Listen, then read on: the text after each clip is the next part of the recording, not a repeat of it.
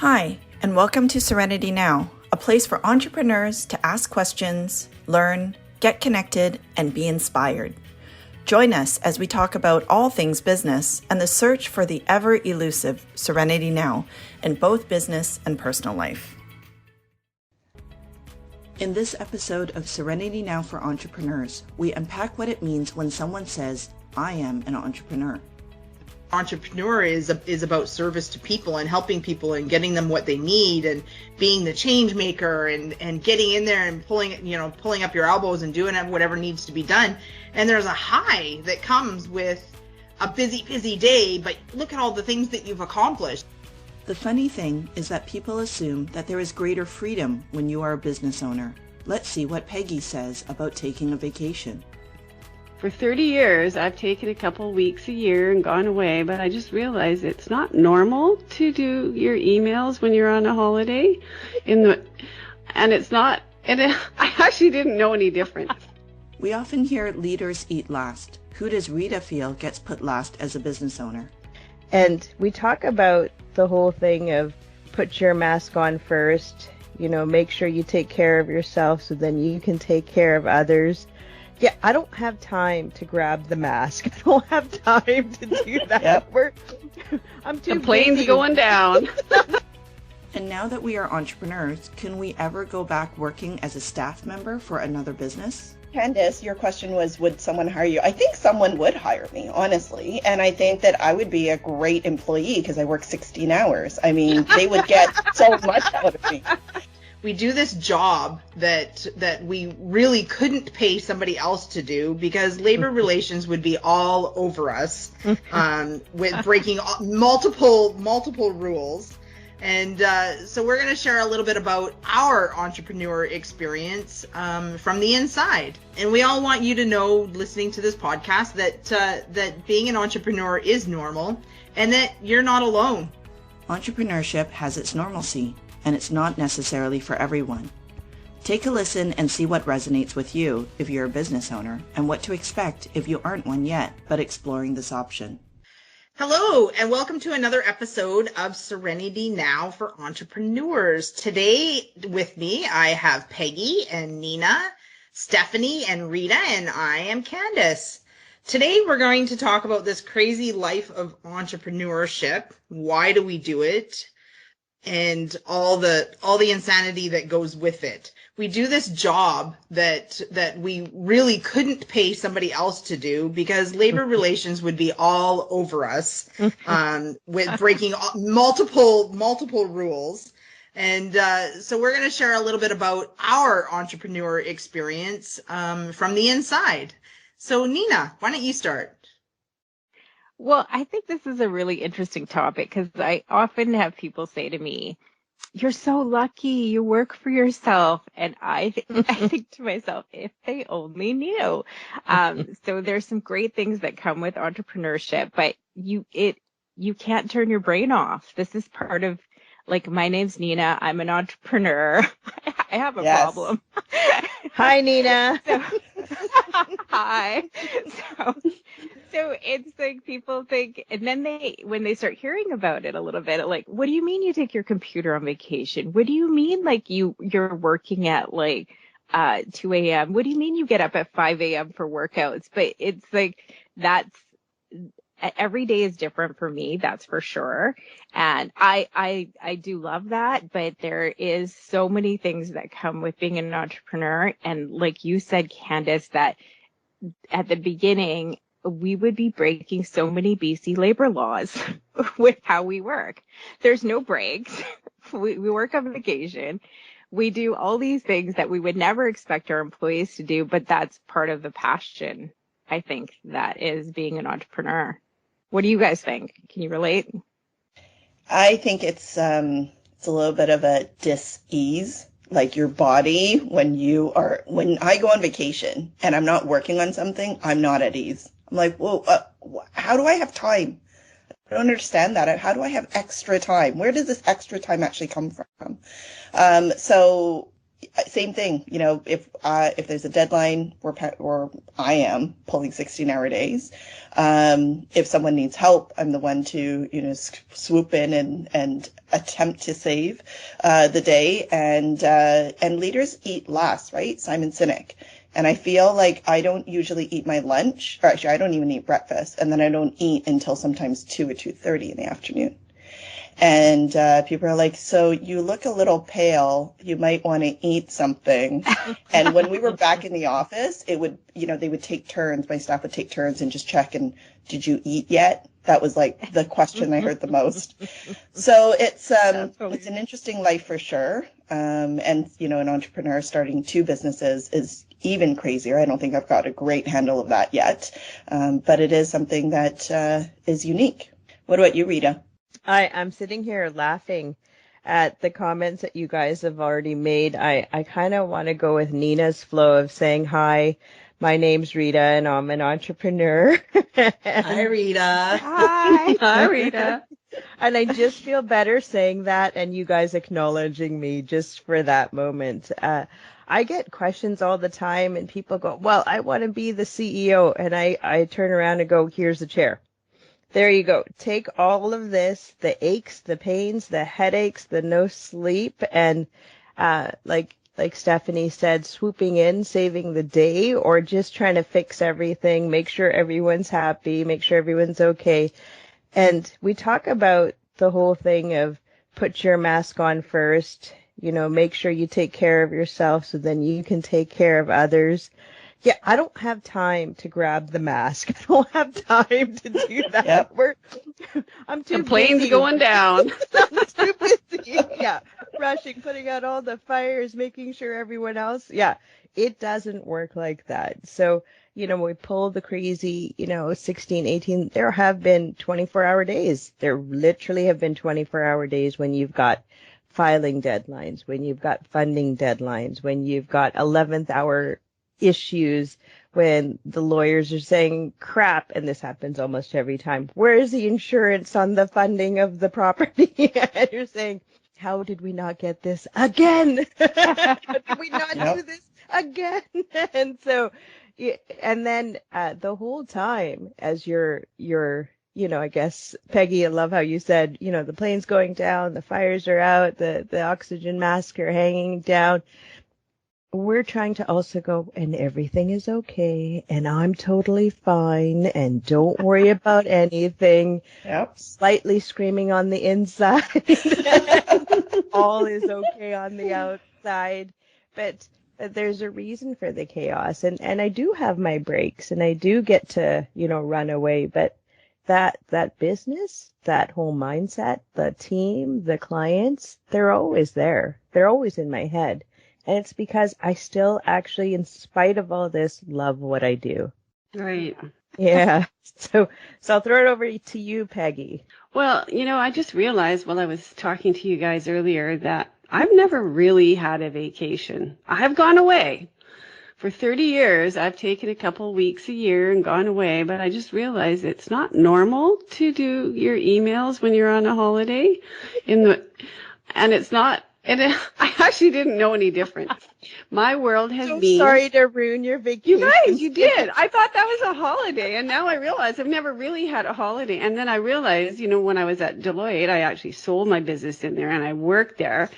That I was not cut out for that. I took a month off because I said to them, I have never ever had a 1 month break from this place. I worked every day, and I took that without pay, and I still did all the approvals and problem solving from my break. So I don't know. I thought that was normal. Today I learned that it's not normal to do your emails on a holiday, and I would like to go back and repeat all those holidays over all those years. And I would like to see what they look like when you don't have your computer with you. So that's my take on it. I didn't know that wasn't normal. Thanks for enlightening me. Now I'm upset. I'm going to pitch in here. So Peggy, maybe it's not normal for other people, but for entrepreneurs, I have to argue that maybe that is normal because, I do that too. The thing that sticks in my head about what's crazy about being an entrepreneur is my husband always says I'm busy. And that I don't know, I guess I always look busy, but there's certain times where I'm like, well, I'm not really that busy. And he just shakes his head at me because my husband is not an entrepreneur. And he, after all these years, he still really doesn't get me, but yeah, I guess we are always busy, and that's just what we do. Like I don't know, like you don't feel right unless you are busy. So, Yep, that's right. Yeah, My that's a staff really will good say point. like, I'll take a vacation, and then I'll actually go and start another business during that vacation. And I come back, and they're like, what? And I invented a board game when I was on a bus in Taiwan, and I came back and I'm like, look at what I just invented. And they're like, stop doing that. I actually was accused of changing things from my walk to my desk to the bathroom and back, so I can't imagine being on a long distance trip, how much you might create stuff. Yeah, I know. Crazy. Oh, that's too funny. So I guess that begs the question, ladies, why do we do this? I'll let Steph carry on with that thought. Oh, man. I think it stemmed from when I had my 3-year-old in tow when I came back from Taiwan. And I just went, so I have to drop him off at daycare at 9:30, not daycare, preschool. And then I have to pick him up at 11:30.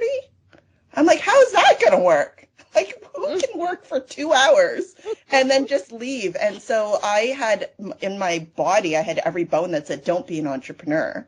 And Murphy's Law, that happens. I think the key thing for me is impact, with the grants that we help every single business with. When I think longer term of why am I, my kids are grown and they're in school, so why do I still do this, I guess is the question. And it is impact. It's making sure that every client that we work with gets top-notch, service, and gets what they expect from this relationship. And so, I remember thinking, like, do I really want to grow the business into teams? And we went pre-COVID from 7 people to 21 people, which is insane. Mm-hmm. But the market drove it. So do you say no to people because it's like, oh, okay, I have enough, which, there's always enough. But the challenge is there's other people who need your services.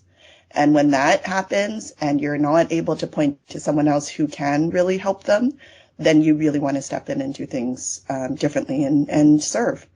And so that's my why. Nina, what is your why?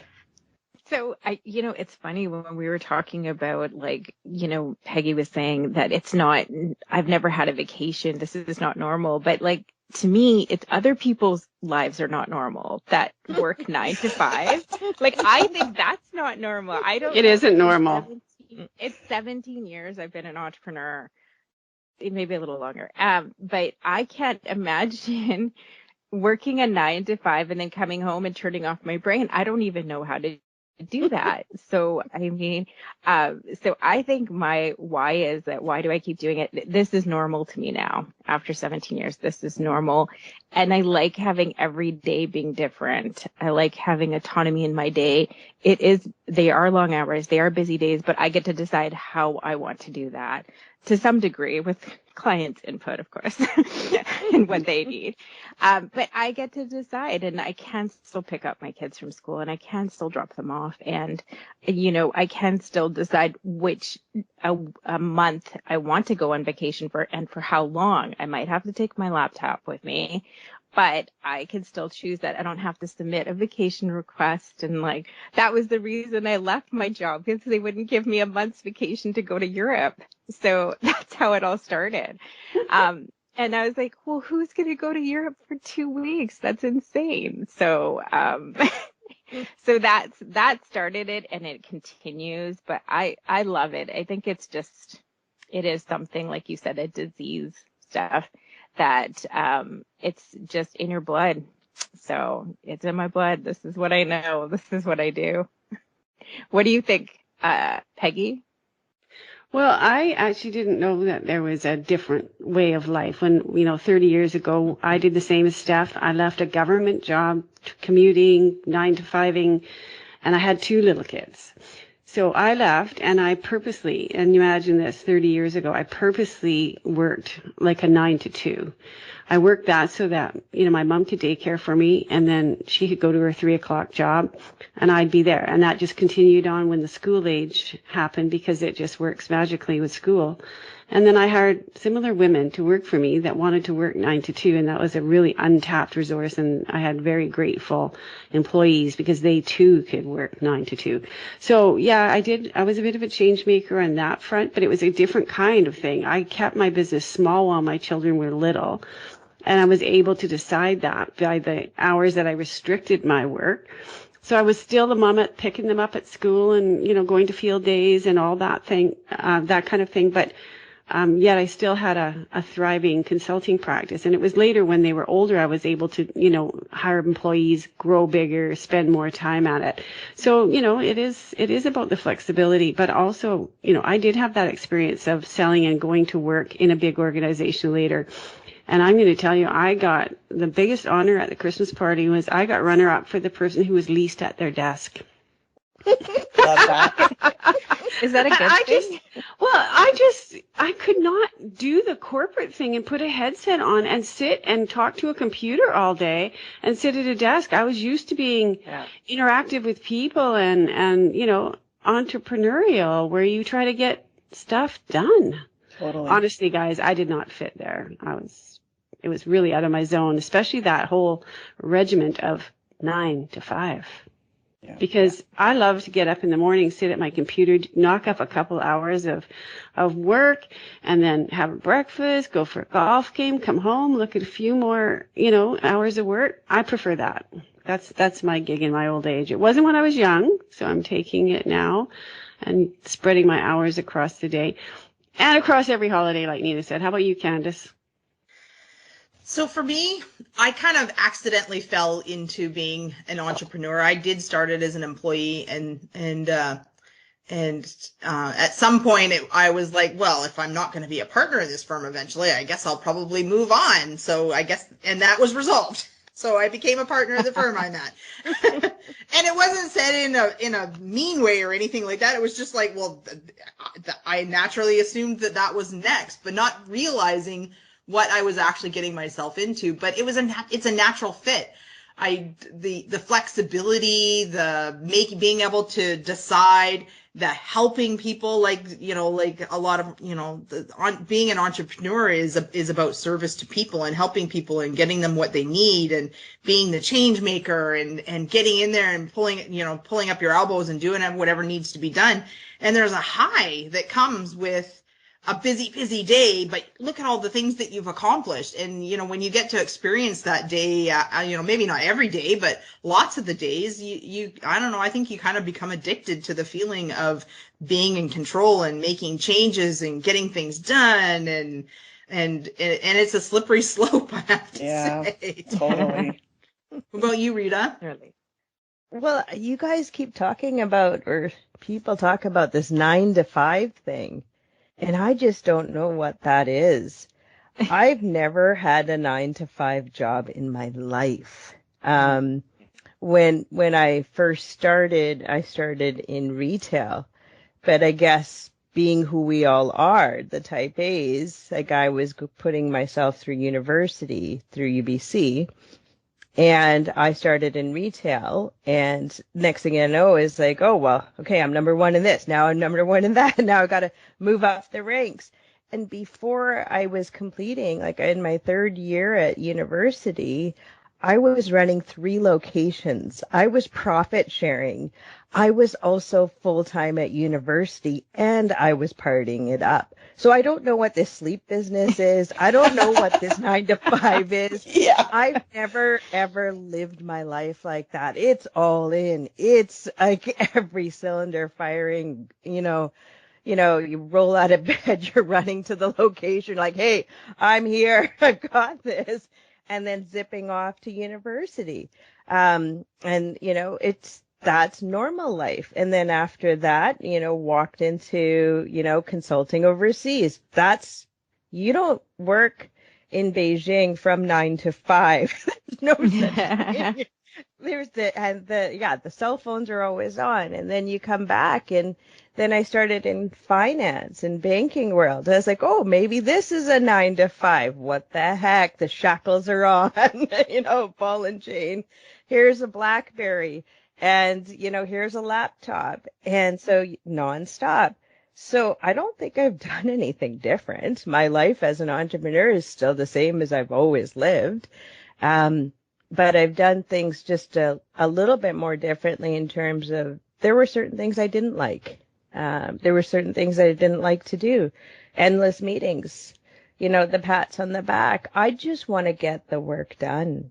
The whole goal of doing what I'm doing every day, and the reason why I work these hours and these, perhaps to others might be scary, thoughts about what we do. But it's like Steph said, it's like Peggy and Nina and Candace said, it's the impact. We do what we do because in our world, we help manage the gap between entrepreneurs and raising money or getting access to capital.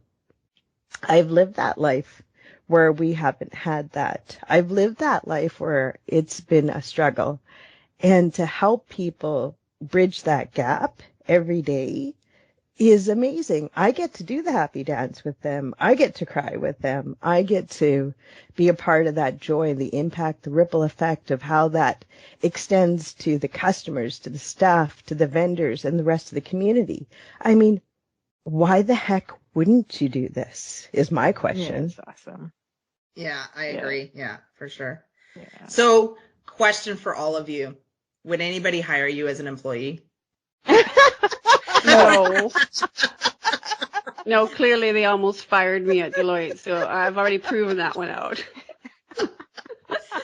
I think that if I was to actually be an employee, I would probably be fired very quickly. I do think that not being the one calling in the shots might be a problem for me to adjust to, for sure. You know what it is, you guys?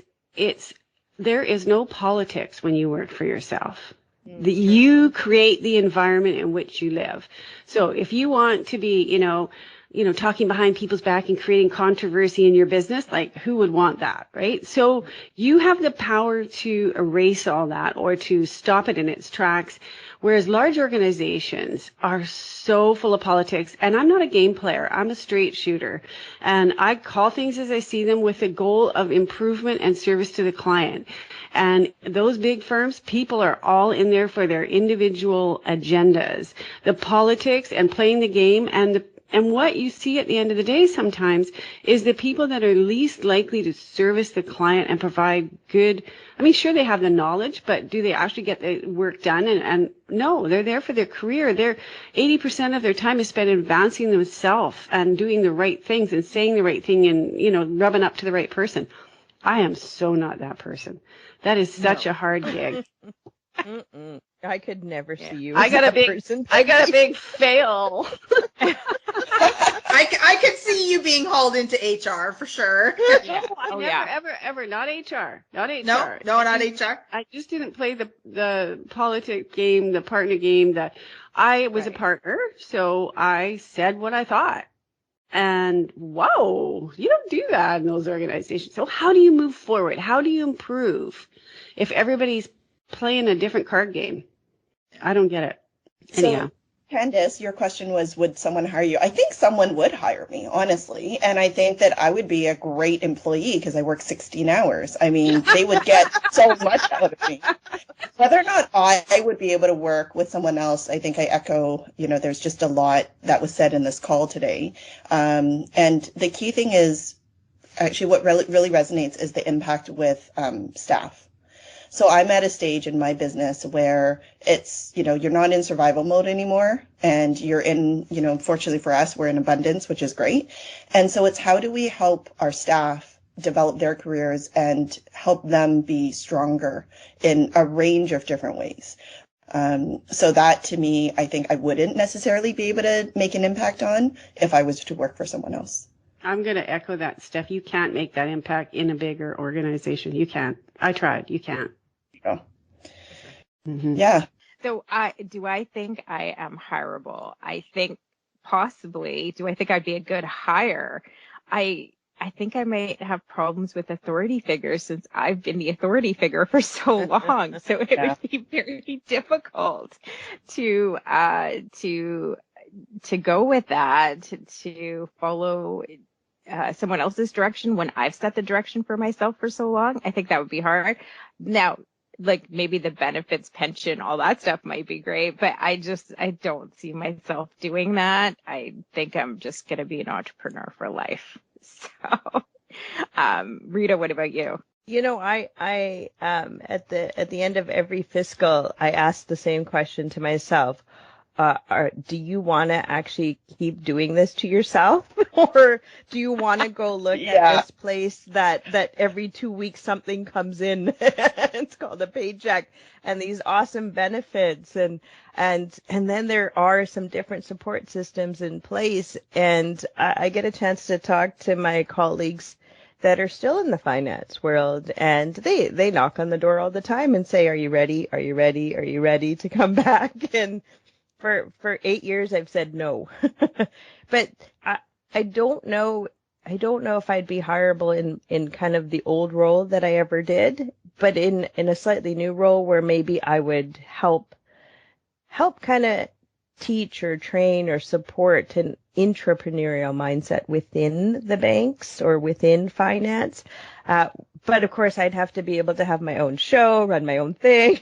Nobody's allowed to tell me what to do. I create my own performance metrics. Wait a second. Am I being the boss? Oh, right. So maybe it doesn't work again.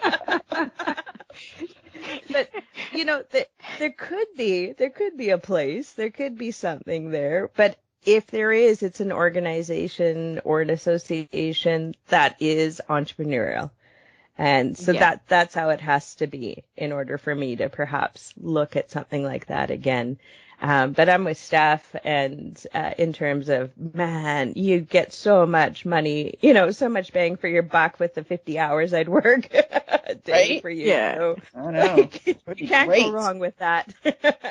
Well, there's one thing we didn't touch on, and like that as a creative person, when I'm doing design and things like that, I'm not always creative at certain times of the day. I can't do it necessarily 9 to 5.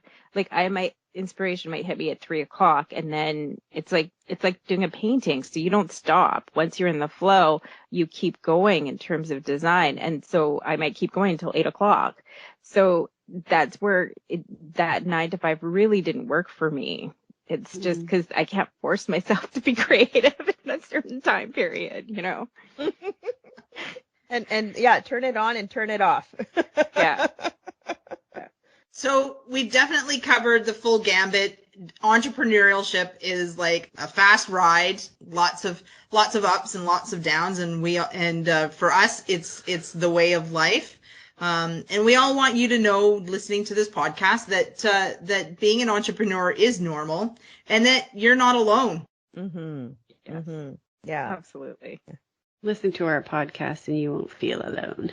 That's right. You'll understand it's all normal. So I think what we're all trying to say is that being an entrepreneur, there is no standard way of doing it. Everyone's lives are going to be different. How you set up your business, how you set up your day, and it's okay. It's okay. One day at a time. Just breathe. It's normal to have the ups and the downs, and then enjoy the benefits, the payoff. Do you have anything else to add to that, Candace? You know what? I would just say, you know what? It's all normal. You know, to take this entrepreneurial journey on your terms. Try not to fit it into other people's terms, and enjoy it. Like it's fun if you let it. So, Rita? Yeah, I echo what you both say. Create your own normal, enjoy your own normal. You're not alone, you know, and if you ever feel alone, just listen in to us, wild women, over here. And just Like I echo what Nina and Candace are saying. Enjoy it. Enjoy the moment and enjoy what you're doing and the impact and the ripple effect of what you're doing in the lives of not just yourself, but everybody around you. Keep shining your light, entrepreneurs, is what I love to say. We hope you enjoyed this episode where the Serenity Sisters shared the ups and downs of entrepreneurship. It's not a path that everyone takes, and it often isn't the easiest path out there. In fact, as you've heard, there are serial entrepreneurs that start multiple businesses and do it successfully, but we've also failed in juggling several ventures at a time. The goal of this podcast is to provide business owners with some serenity now. Please share this episode with those who you feel could resonate with I am an entrepreneur and could use a laugh or feel that they are alone in their journey, because they're not. Remember, none of the content in this podcast should be relied upon as standard legal or business advice. Always consult a professional for your specific business. You may know someone who could benefit from this podcast. Please share it with your business community, and perhaps it can give an entrepreneur you know some serenity now.